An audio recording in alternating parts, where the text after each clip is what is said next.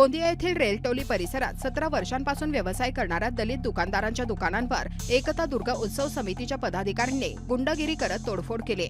सुमारे 40,000चे नुकसान करत दुकानांवर जबरदस्तीने शटरवर कमिटीचे नाव लिहिले। या घटनेदरम्यान जातीय शिवीगाळही करण्यात आली होती, ज्याची तक्रार पोलिसात नोंदवण्यात आली आहे, परंतु अद्याप दोषींवर कारवाई झाली नसल्याचा आरोप आहे। सचिन पारधी व लकी पारधी यांचे दुकान बळकावून कब्जा करण्यात आला असून दलित युवकांनी अॅट्रॉसिटी अंतर्गत कारवाई व नुकसान भरपाईची मागणी केली आहे। ये तो बहुत ही दुखद और अन्यायपूर्ण घटना है। इसका निषेध हम बहुजन समाज पार्टी की ओर से करते हैं और हम पार्टी पक्ष के तरफ से हम एसपी डीवाईएसपी को और यहाँ के कलेक्टर को ये विनती करते हैं हम लोग कि भाई ये आए दिन जो शहर में गुंडागर्दी हो रही है, इस गुंडागर्दी ने इस हद तक के बढ़ा ली है कि अब जो जवान बच्चे हैं, जो पढ़े लिखे हैं और उनके हाथों को काम नहीं है, ऐसे में वो अपना पेट गुजारा कर रहे हैं।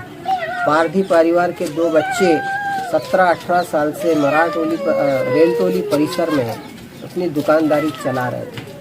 उस दुकानदारी पे कुछ गुंडों की नज़र पड़ी और उन्होंने उन दोनों बच्चों को वहाँ से धमकाया, उनकी दुकान तोड़फोड़ की, वहाँ पर किसी मंडल का नाम लिख दिया और उनको कहा कि दुकान प्रकरण है।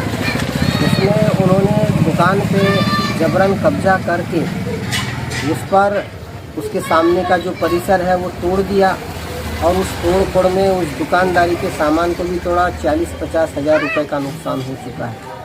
उन्होंने उन बच्चों को धमकाया और वहाँ पर उस दुकान पे कब्जा करके दुर्गा उत्सव समिति का नाम लिख दिया गया है शटर पे और धमकी दी है और उन्होंने कहा है कि दोबारा यहाँ पर आए या दुकान लगाए तो हम तुम्हारे हाथ पर तोड़ देंगे और उन्होंने जातिवाचक गाली भी दिया।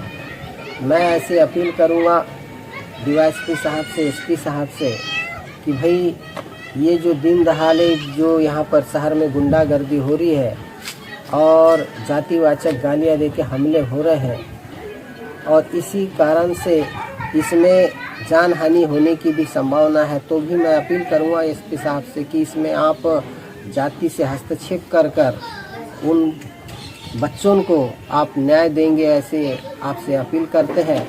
अगर ये आपने अपील हमारी 8 दिन के अंदर करके उन पे कार्रवाई नहीं की तो हम पक्ष की ओर से यहाँ पर मोर्चा लाएंगे, धरना मोर्चा भी लाएंगे और कलेक्टर ऑफिस पे भी हम धरना देने जाएंगे।